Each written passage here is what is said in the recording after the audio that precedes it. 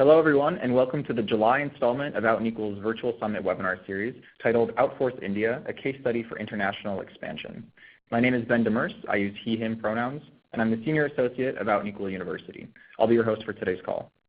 During today's session, we'll be doing a deep dive into how Outforce, Salesforce's resource group, inclusive of all sexual orientations and gender identities and expressions, started a new chapter in their Indian offices. And we know opening new chapters for your employee resource groups outside of the country where you're based can be a huge undertaking, whether it be because of lack of executive support, local laws in the country, or other barriers. And this is a topic that we as an organization receive a lot of questions about. So hopefully today's session will leave you with some positive tips for getting this process started, whether it be in India or somewhere else. Before we get started, let's review some quick logistics for today's call. So this is a broadcast audio call being held from 12 to 1 p.m. Pacific Standard Time, meaning you should be able to hear the sound through your computer. If you begin having issues with this at any time, please feel welcome to call into the number provided or chat in. If you or a coworker is listening but unsure how to sign in, go to readytalk.com, click Join a Meeting, and use access code 6946521 to join. If you have any logistical questions during the session, just chat those in, and I'll help you find a solution quickly. We'll also be chatting out messages periodically throughout the webinar, which you'll be able to see in the chat box. This webinar will be recorded, and the recording and slide deck will be shared with everyone who registered after the call, so you can watch it again or share it with colleagues. And then finally, for those HR individuals on the line, please also note that we'll be offering SHRM credits for today's session. And so if you're interested in obtaining those credits, just reach out to university@outandequal.org for more information, or simply respond to the follow-up email you get after this session. So after my short introduction here, we'll hear a 40-minute presentation from today's presenters, and then we'll have around 15 minutes for Q&A, so I definitely encourage you to be thinking of those questions throughout. I also want to mention some upcoming webinars and events to look out for at Out & Equal in the next month or so. On Wednesday, August 14th, we'll be hosting a session reviewing what we've learned in the past few years about the global state of LGBTQ workplace equality, focusing especially outside of the US context. So if this is a topic that interests you, I definitely encourage you to join that session. And then in terms of events, it's really never too early to begin thinking about this year's Out & Equal Workplace Summit and Leadership Day, both being hosted this year in Washington, D.C. If you've not been to Summit before, this is our organization's biggest gathering of the year. It's a conference that brings together HR and D&I professionals, employee resource group members, out and ally executives, and many other people to share and discuss best practices for LGBTQ workplace equality. And the conference is hosted this year from October 15th to 17th, with Leadership Day, which is kind of a special pre-conference day with deeper dives into these topics, taking place on October 14th, the Monday before the conference. And so if you're interested in attending, please go to our website to learn more. Now I'd like to really jump into today's presentation, so I'll start by giving a warm welcome to today's speakers. We're joined today by 3 representatives from Salesforce. We have Jeffrey Wang, Rishi Kulkarni, and Nikita Chandok, 3 of whom were integral in this process of forming the new Outforce chapter in India. I don't want to take up too much time, so I'll hand it over to them to tell you a bit more about themselves and really how this whole process got started. So Jeffrey, take it away. Thanks, Ben. And can I say I love all of the illustrated headshots that everyone at Out & Equal has. I'm totally jealous, and I'm totally want one. But thank you, Ben. So on behalf of myself, Rishi, and Nikita, thank you all for joining today. We hope that today is going to be a helpful session for you, whether you are looking to enter into the India market or even a different international market with your employee resource group. Everything that we provide today can be used, we think, as a model, whether you are the leader of your LGBTQ employee resource group and you're looking into India, or even a completely different group entered a completely different market. But first we wanted to start with a little round of introductions, and I'll start and then I'll pass it off to Rishi and then Nikita to tell you a little bit about who we are. So my name is Jeffrey Huang. I'm the Senior Manager of Employee Events and Engagement at Salesforce. I use he, him pronouns, and I've been at Salesforce for about a little bit over 4 years. 3 of those years I served as the Outforce Global President. I'm going to pass it over to Rishi. Thanks, Jeffrey. Thanks, Ben. Hi, my name is Rishi Kulkarni, and I use pronouns he, him, his. My current role at Salesforce is I lead financial services for customer engagement and marketing. I was the Outforce Global Vice President for about a year and a half, and I've been with Salesforce for a little over 2 years. And thank you for joining today's call, everyone. Nikita, over to you. Yeah, thanks, Rishi. Hi, everyone. This is Nikita. I'm a technology enablement lead with Salesforce. I'm based out of Hyderabad in India. I was the former Outforce India lead, and my preferred pronouns are she and her. And I've been with Salesforce for over 2 years now. And yeah, thank you and welcome everyone to this call. Thank you, Nikita. And before we get things kicked off, we actually have a few poll questions that we would love to hear about from all of you and see who is in our virtual room so we can help tailor the discussion and our talking points.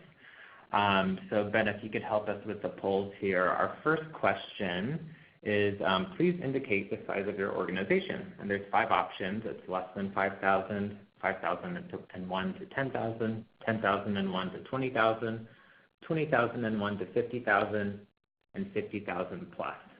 So it looks like we're almost, let's see, 27 of you have responded so far. Let's give it a few more seconds for a few more people to give us their responses.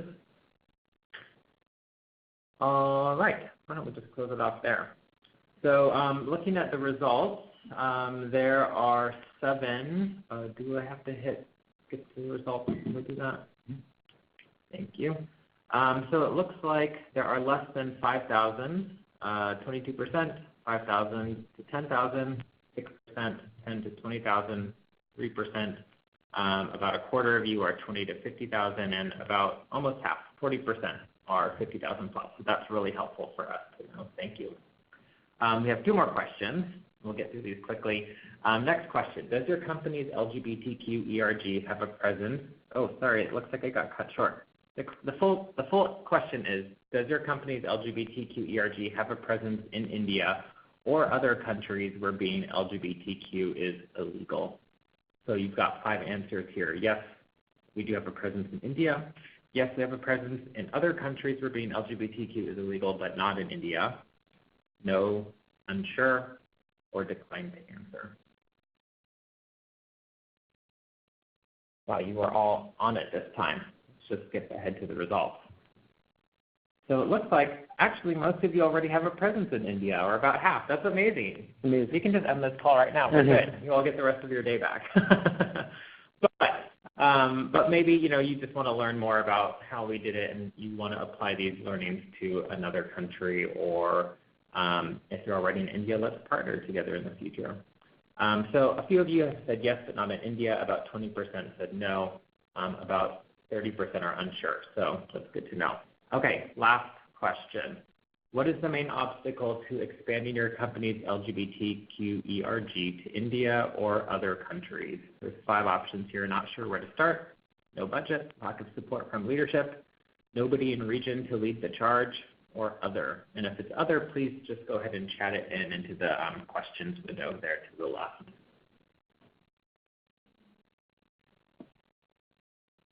Give people a few more seconds to fill out this poll. This is our last question, I promise, until the Q&A portion.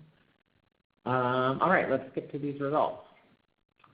So 35% have said not sure where to start. Very few have responded with no budget or lack of support from leadership, so that's hopefully a good sign. One of the major responses is nobody in region to lead the charge, 43%. Then other, chat in. So if you have another reason, go ahead and chat it into that feedback box there on the left. Thanks.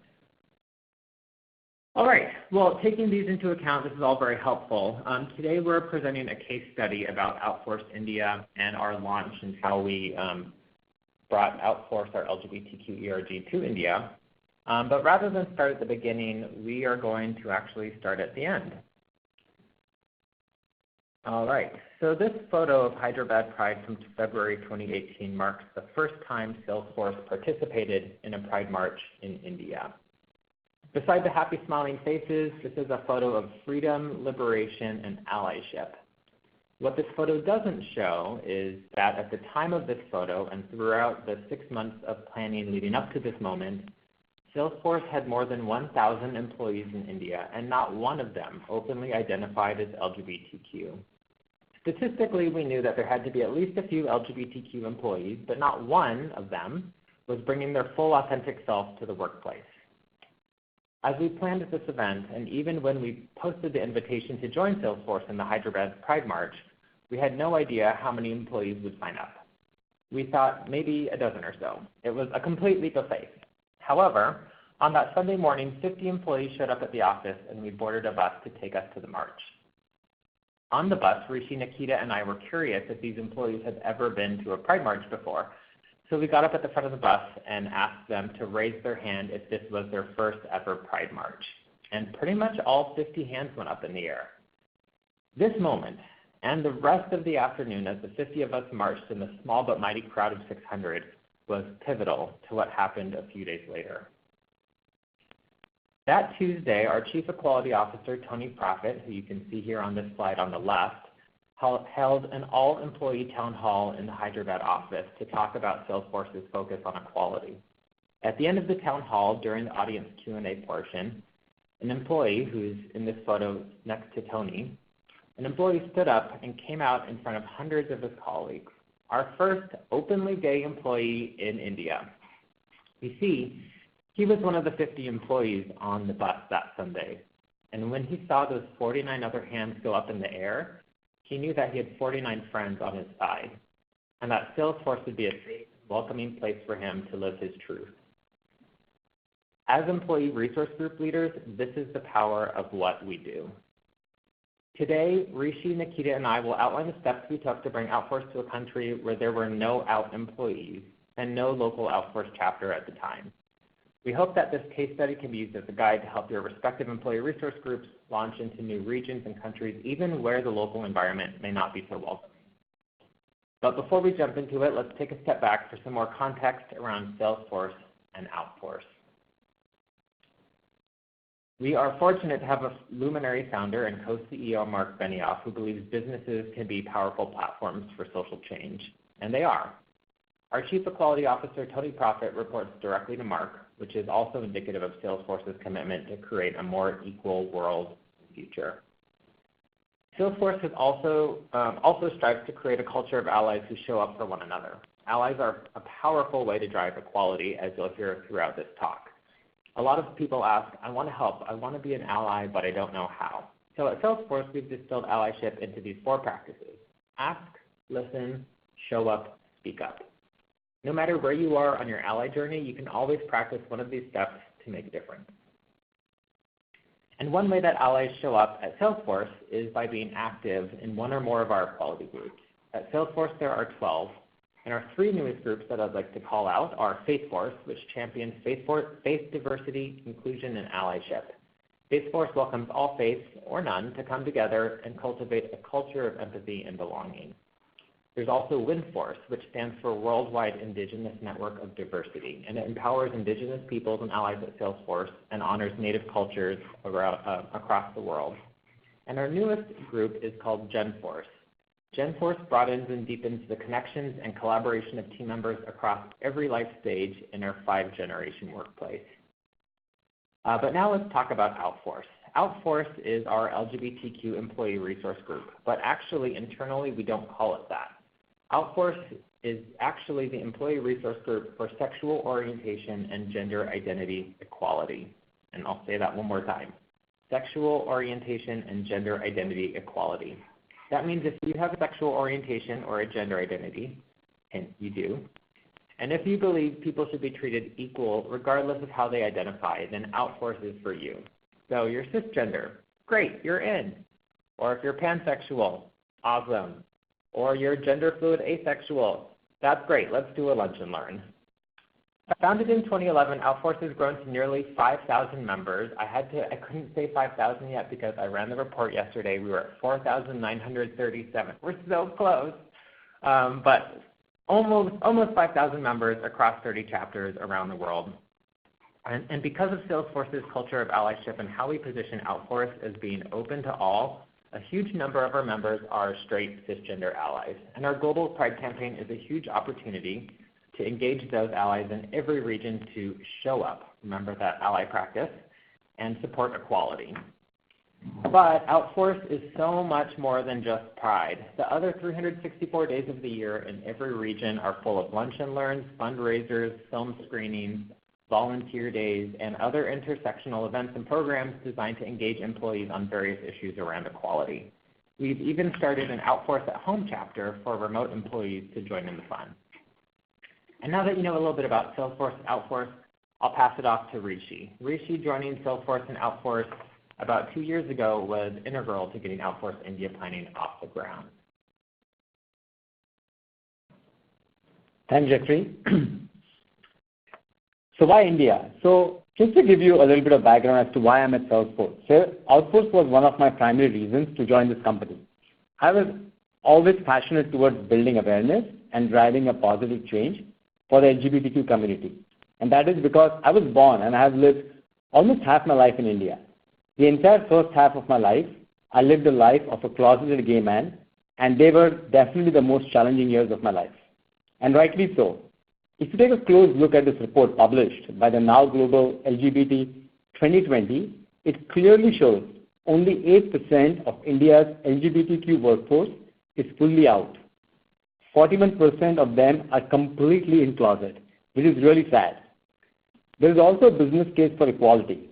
A study by the Williams Institute found that LGBTQ supported policies and workplace climate create positive economic outcomes for the LGBTQ employees, such as greater job commitment, improved health outcomes, increased job satisfaction, more openness about being LGBT, improved workplace relationships. With these two data points in hand, we were able to get the support of our Chief Equality Officer, Tony Profit, and the Office of Equality. On the next slide is our journey to Outforce India. Launching Outforce India was one of the most rewarding experiences of Jeffrey, Nikita, and my life. We learned a lot. It was filled with some good surprises and some unexpected shocks. I remember walking into the Hyderabad office and being asked by one of the Salesforce India employees whether I was a third gender. But overall, it was a great experience, and we really wanted to share our journey and learnings with all of you, so that if any one of you plan to launch or grow your respective LGBTQ ERG chapters in India or other non-progressive countries where Section 377 exists or some other section, this information could definitely help you. We worked on this launch for almost 5 months. Our journey really breaks into 5 phases: research, executive support, leadership enablement, launch, and growth. Again, most of these, if not all phases, are definitely iterative. Throughout the entire process, we had ongoing support from our executive sponsors, Tony Profit, and the Office of Equality. Having support from the executive leadership is very critical and is key to success. We'll dive into each of these phases in more details in the subsequent slides, but first, let's talk about an important piece of context. Section 377. Originally introduced in 1861, Section 377 of the Indian Penal Code criminalized all sexual activities, in quotes, against the order of nature.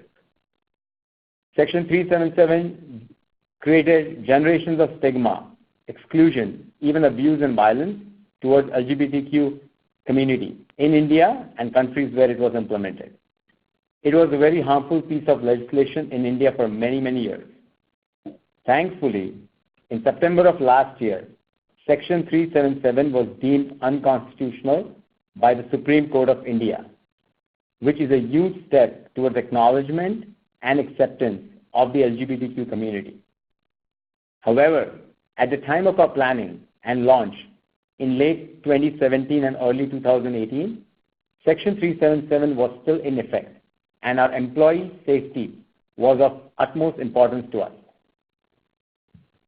Let's take a deep dive into each of these 5 phases that I mentioned before. Research. Intersectionality is a big piece. Use intersectionality to your advantage and find internal allies. Research what other ERGs in your company have been launched in India and ask for their support. Remember, together we always stand strong. After all, nobody is equal until we all are equal.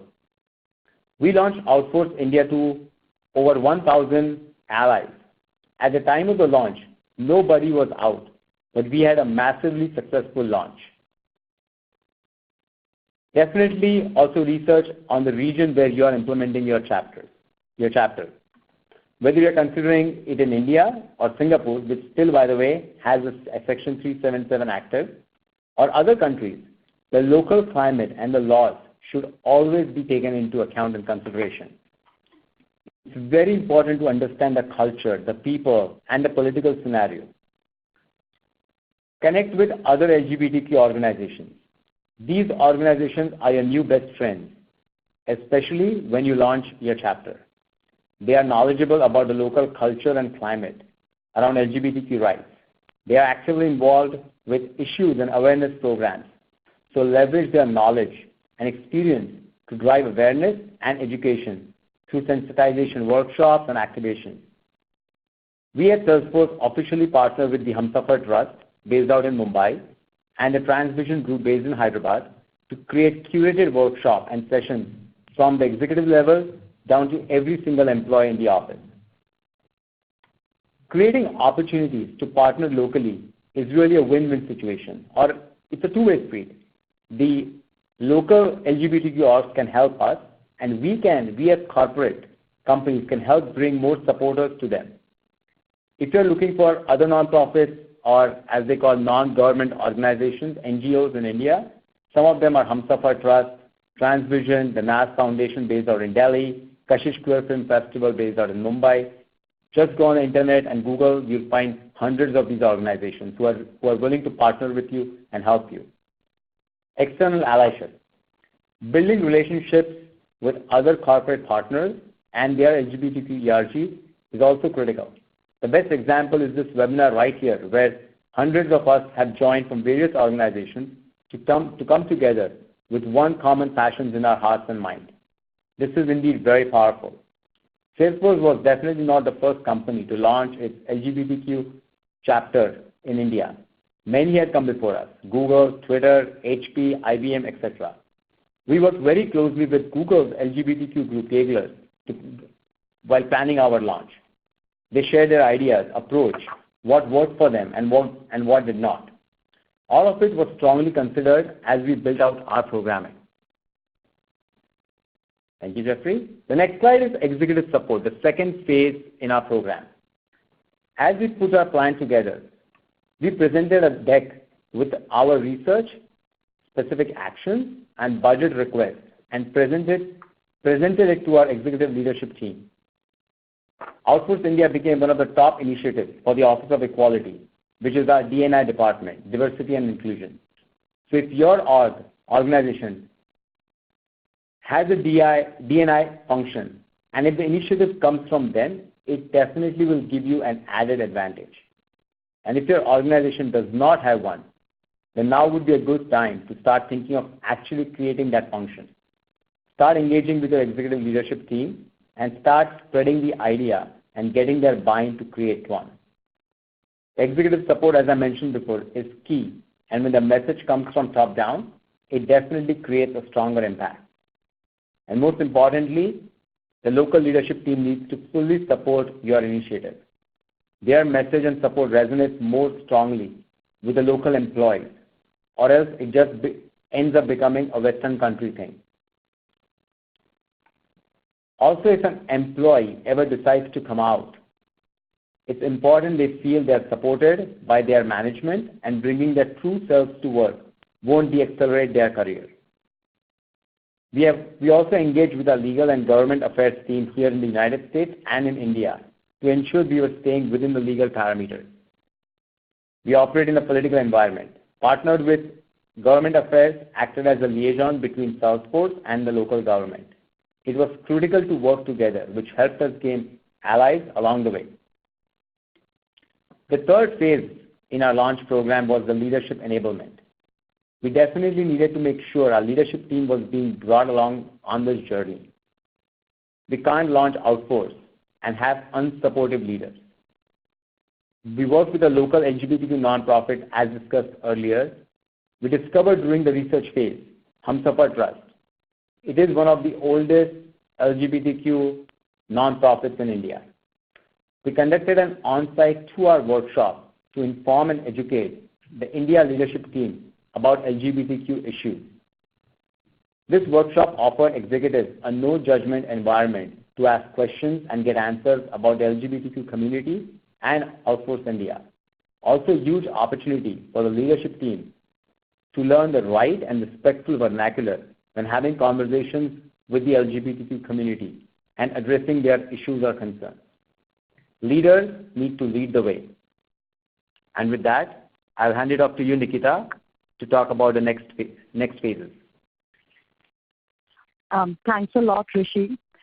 So after our research was done, we got the executive buy-in and we enabled the local leadership on the ground. It was time to launch. We planned a complete launch week to make sure we were visible and heard by each and every employee in the office. Every day of the week was a new event. Every event was specially designed to educate the employees and spread awareness. We started off with short films and Indian coming out stories so that people relate to it more. Then there were fun Bollywood dance class sessions within the office by local trans rights nonprofits here. Now let me give you a little bit of background. Here in India, transgender individuals are often outcasted from the society. This particular Bollywood dance class was also aimed at breaking any such social barrier. First such event was a monologue by an eminent Bollywood personality. It was about a mother learning to accept her gay son that really appealed to people's emotions. The fourth day was one of the most important days. It was the Equality Town Hall. It was conducted by our Chief Equality Officer, Tony Profit, and it marked the official launch of Outforce in India. Now, this was a remarkable town hall. Rishi shared his own coming out story and how it was like to grow up in an Indian household with Section 377 pretty much active and pretty much criminalizing homosexuality. After this, something phenomenal happened. We had our very first employee come out in front of everyone. He was there, he was visible, vocal, and he was proud. The next important step was building our external ally base. So we held a networking mixer with other companies that came forward to support the LGBTQ rights at workplace. And soon after the launch, Outforce India's launch, there were other companies as well that launched their LGBTQ ERGs in their workplaces soon. The last day of this launch week was the Pride. Salesforce was the first ever corporation to show up in large numbers to the Hyderabad Pride parade. And for nearly 99% of the employees that showed up, it was their first Pride ever. Nearly 1 in 10 martyrs were from the Salesforce Ohana. That was really a proud moment. Now, our Outforce, our ERG is launched. The next and very important step was the growth. Post the launch, our focus was continuous education and awareness programs in India. As Rishi mentioned, people were not even aware of the acronym LGBTQ or what does it stand for. You would often be asked if you belong to the third gender. So education was paramount. We conducted fireside chats with our out and eminent leaders in the organization.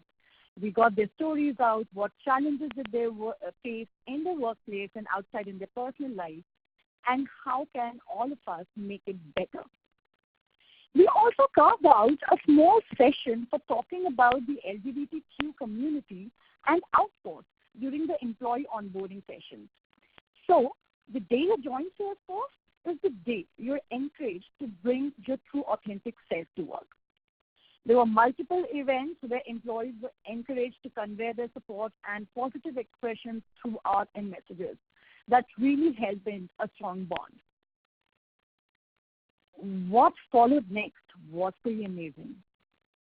A regular onboarding day for new hires, and there's this employee, Francis, who came out as a gay man on day one within the very first hour at Salesforce. Francis then went on making an all-wide announcement about it. And currently, he leads the ERG, he leads Outforce for India. Moving on, the ongoing success. Outforce is about 1.5 years old now, and it is going strong and is determined to continue with the same momentum and strive for bigger achievements. We're talking about a more inclusive workspace, and one of the first steps that we took to achieve it was to have gender-inclusive washrooms and restrooms within the office. Now, this doesn't usually happen in India, but it was one of the steps to make sure our workplace is more inclusive. The ally support is ever increasing, and more number of employees are showing up. They show this love and support towards the LGBTQ community, and that's not only happening in office, outside as well. Another important step that we are taking towards awareness and education is tying up with academia and with the leading local LGBTQ activists. There were sessions with professors who specialize in gender studies to raise more awareness about gender identities and making sure that the employees are well equipped with the correct vocabulary, which is really, really important.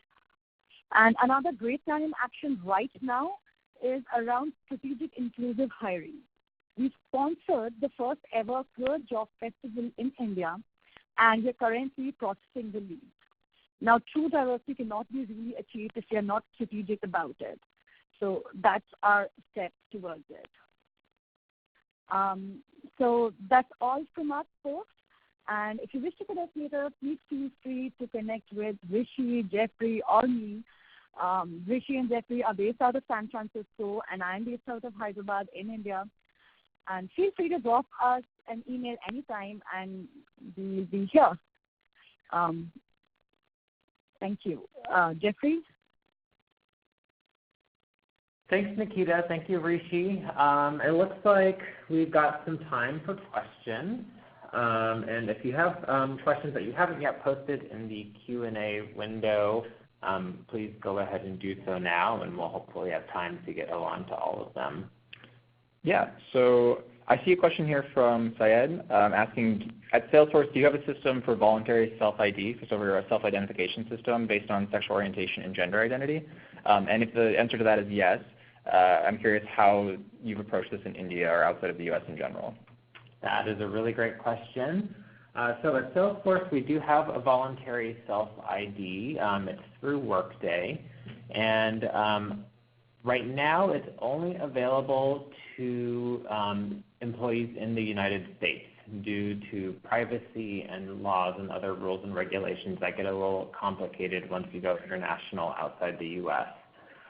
So for the US, we do have full self-ID for sexual orientation, gender identity, veteran status, disability, and pronouns. And the cool thing, and the pronouns, I believe, are global though. And the pronouns, what is really neat about the pronouns is that when you select your pronouns, it also populates our org chart, which is kind of the tool that people use around the company to look up other people's email addresses, their phone numbers, or their locations, or see them, who they work for and all of that stuff. So we do have that option that employees can select their own gender pronouns everywhere. And I think we're still working on the self-ID internationally. I know that a lot of companies are trying to solve that puzzle. It's a tough one, just given all of the different international rules and regulations around privacy and what information you can and cannot collect.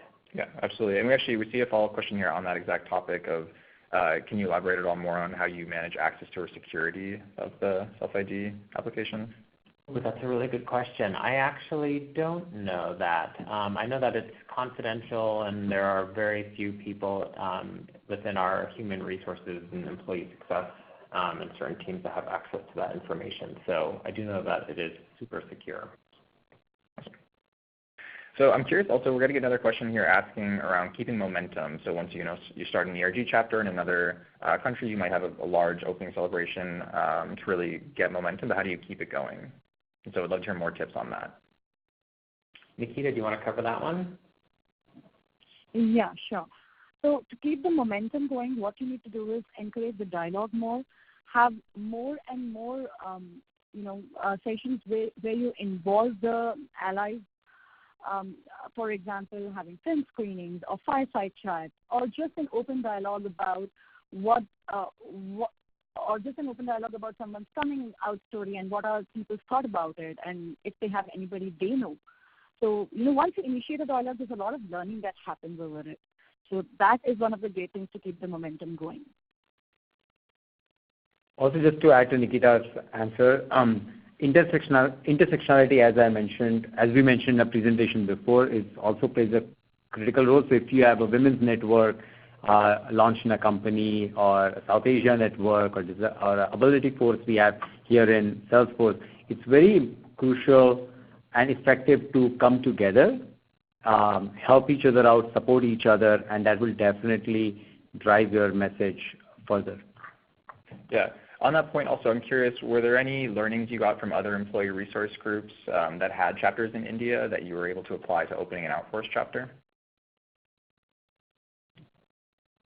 Yeah, yes. So when we were planning, when Jeffrey, myself, and Nikita, we were planning to launch Outforce, we connected with our HR representative in India, and she actually kind of walked us through the whole process as to which are the different players we need to get involved, which are the different teams we need to get involved, how do we connect with the executives? Because, again, they had been there, done that for the women's network. The women's network is pretty large in India. So really, they guided us as to who are the right people and the teams that we should work closely with to make this launch a success. And again, when you work, again, in every country the laws are different, right? The rules and regulations are different. So if an ERG has been launched in the past, it really wouldn't hurt to even kind of sit with them and understand the laws and regulations. Just make sure you are staying within the parameters. Mm-hmm. I would also, just to add on to that as well, all of the people who, as Rishi mentioned on his slide, that the other employee resource groups that had already been established at India and Salesforce, those were like the first people that we could go to for allyship, because they know what it's like, to be on the receiving end of bias or prejudice. And so, and they are also all in it for equality, because, we can all help each other there. So during the ERG, the external ERG networking happy hour that we held in Hyderabad, we also invited our other internal ERG leaders to go to that as well, so they could also network. They were invited along every step of the way, and they, because they can also help bring along their membership to all of our events too, and vice versa. Yeah, absolutely. We have another question here from Clinton asking, is there education available at Salesforce for LGBTQ employees in the United States that travel to India that prepare them for local laws or precautions or things like that, which is another big topic that we hear companies talking about in the global context? Mm-hmm. Yeah, there is actually a really cool resource that was created by our corporate security and our travel team, that when employees travel to any country internationally, anytime that they're traveling outside their home country, they can go to a website that shows them some of the basic information to know about like risks and security there. But then there are specific sections for LGBTQ travelers, for women, and also I believe for people with disabilities, that kind of shows like there is some rating scale. Sorry, I haven't looked at it in a while, but there was a rating scale about like how easy is it to get around, like how wheelchair friendly is it. So that is something, that's the resource that our security team has put together. And I don't know if they used an external, I'm sure that they used an external resource for that as well, because I doubt they flew around to all these countries and did all the research themselves, although they may have. But that's definitely something, if your company has like a travel team or a security team, that's something that you might want to pitch to them, because your employee's safety is so important when they travel, and those are great resources that every employee should have access to. I'm glad that we do at Salesforce. Yeah, absolutely. Thinking also now in the global context outside of India as well, are there any major learnings that you've had in other countries where Outforce has opened chapters that you'd want to share? I'm sure you learned a lot of specific things in this particular chapter opening, but any other general lessons that have kind of come along? I think Jeffrey, you were part of the Japan launch as well. Yeah, sure. So during my 3 years as Outforce Global President, we launched in a lot of APAC chapters. We launched Outforce Japan, Outforce India, Outforce Brazil, Singapore? Outforce Singapore, yes, thank you. And the interesting thing I think that I've learned mostly is that you can't be too prescriptive. You really do have to work with the local cultures, the local employees, local governments to figure out like what is the right message and the appropriate message for that region and for that time. There's not one right way to do it everywhere, and especially like going to India and Singapore and Japan.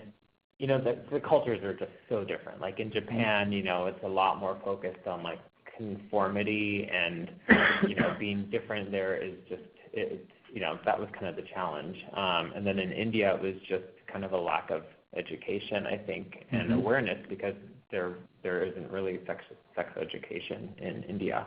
So Rishi got asked by a fully grown adult, been to college, if he was hijra, just because he said he's gay. And we're like, no, those are different things, sexual orientation versus gender identity. So yeah, it's different in every country. And, I think the steps here about like, getting your leadership support, doing your research, finding those allies and working with local nonprofit organizations, I think those are all things that you have to redo in every situation that you find yourself in a different country. Yeah. Rishi or Nikita, did I miss anything? And just to add to Jeffrey's point, it's very important, like we have leaders like Nikita in Hyderabad, we have local leaders in Singapore and in Japan, to really identify a local leader who is going to continue the momentum, because Jeffrey and I, we flew from San Francisco, we were in India, we had a great launch, but then at the end of the day we come back home to San Francisco and we start living our life here, right? So it's very important that you identify local leaders like Nikita who will continue spreading that message, awareness, and most importantly, education in these non-progressive countries where being LGBTQ is tough. Yeah, and we couldn't have launched Outforce India without Nikita and a few other key employees, because that was one of the poll responses, right? Is like there's no one there in that office that they know of that is LGBTQ. Well, Nikita's straight and cisgender, and she's about to get married in a few months. So congrats, Nikita. But we launched Outforce without any LGBTQ members in India on the planning committee, but we had allies there that knew that it was important and wanted to be a part of it. So I think you don't have to find that that gay employee in whatever country. Find someone who still believes in what you're trying to do and is willing to step up as an ally. Yeah, I totally agree to that, Jeffrey. And also another thing that I would like to add here is, like, once it is launched and you have the plan and agenda set for your ongoing momentum, what is important is to have a full-fledged team working on it. One person cannot really do it all because there are a lot of things that you're doing, and have set and defined functions for each of the team members so that your day job is not affected as well, and you do what you want to do truly, what you're passionate about truly as well. So that's a very good learning. Otherwise, what happens is you lose the momentum. So that's another great learning from it. Perfect. Thank you, Nikita. We have a question here from Katie asking, are you able to share the name of the travel resource website, Jeffrey, that you mentioned earlier? Is it a specific Salesforce resource? I'm looking at that right now, and I can't find it externally. But if you shoot me an email, my email is on the screen, Katie, I will ask the team that put that together and see if that's see where they got their information from. I'm assuming it's from another resource that they use. Great. We have another question here from Banu asking, please advise if there are necessary steps taken to implement organizational trainings on gender and sexual identity and intersectionality. Jeffrey, do you want to elaborate more on that? Yeah, sure. So there are a few really great online resources. The interesting thing now is you can learn anything online. YouTube, great. And all the information is out there, right? As long as you have an internet connection, you can learn anything these days. But I will say specifically for like sexual orientation and gender identity, if you're looking to do something yourself or try to run something yourself, there's a really great resource called the Gender Unicorn. You can just Google Gender Unicorn, and it's a really great, simple worksheet that talks about the difference between sexual orientation and gender identity and all the various spectrums and how all these things that are labeled or really just dots on this like infinite spectrum. So that's a really great illustrative device. It's a little bit basic and simple, like it's kind of illustrated. It's literally an illustration. It's probably geared more towards like middle school kids. But I've used it in the corporate setting, and people get it. And I think it kind of disarms them a little bit when they see a really colorful unicorn on a piece of paper. We actually use it in all-out and equal trainings on gender identity. So yeah, it definitely does work at the corporate level. It's amazing. But but that said, I would also recommend finding a local nonprofit because again, there are those regional differences.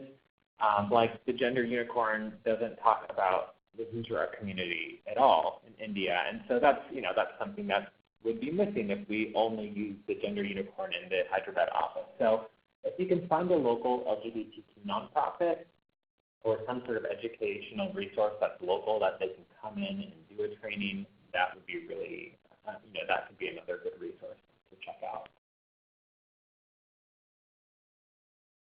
We have a question here from Jimmy asking, were there any issues in extending the same benefits to LGBTQ colleagues in India? And so I know this is not necessarily within the scope of an ERG launch, but they're often questions that I think accompany it as it's becoming more of a discussion in the office.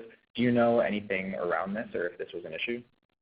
That's a great question. I am not fully aware of all of our benefits policies globally, but Nikita, do you know if that's been discussed in India? Yes, I do. So the language of the policies designed already are such that we don't really mention if it's the person we're talking about is your spouse or your husband or your wife. We talk about your partner. So you can go ahead and declare, and especially with 377 repealed, you can go ahead and declare your partner's name.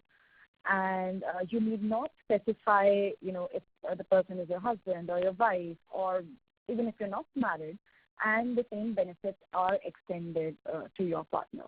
So that's how it works. Around the medical insurance, these are still being revised because 377 was just repealed.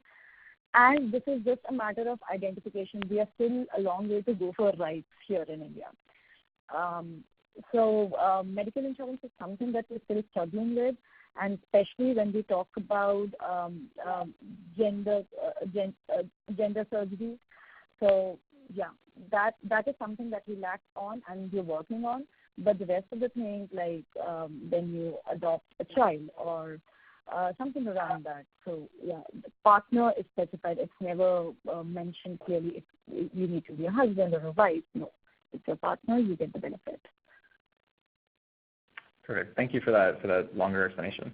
That's about all the time we have today for Q&A. But I want to say a huge thank you to all of our speakers on today's call. This has been super informative, especially this Q&A period, getting to hear a lot more of the details and just kind of the specific things that went into this process. But I'd love to hear any last comments you want to give to our crowd. Well, I do have one more bonus surprise for everyone to thank you all for dialing into today's session. We have Pride Astro wallpapers. So you can find them there on that link on the screen. But this was a wallpaper, and that was created last year for our Pride launch. And it just features our company mascot, Astro, who is Salesforce's non-binary mascot and uses they/them pronouns, which is so cool. Neat bit of trivia. But you can download those there at smdc.co/pride-astro-wallpapers. I have it on my phone. It's like so much fun, and it's also my work laptop desktop. So it's always super colorful, and people are always so jealous about it. So now you can download it yourself. Awesome. So again, thank you both. And an extra special thank you to Nikita. As one of our attendees just pointed out, it is something like 1 a.m. in India, so I especially appreciate you taking the time to be with us today. And Thank you, yeah, please. And so just a reminder to please fill out the survey at the end of this call so we can continue to really cater our webinar content to your needs. And for those who are looking to access SHRM credits, as I mentioned, just feel welcome to reach out to university@outequal.org or to just respond to the follow-up email that you'll be getting in the next couple of days, and I'll be sure to get you that code. So thank you all, and we hope to see you next time.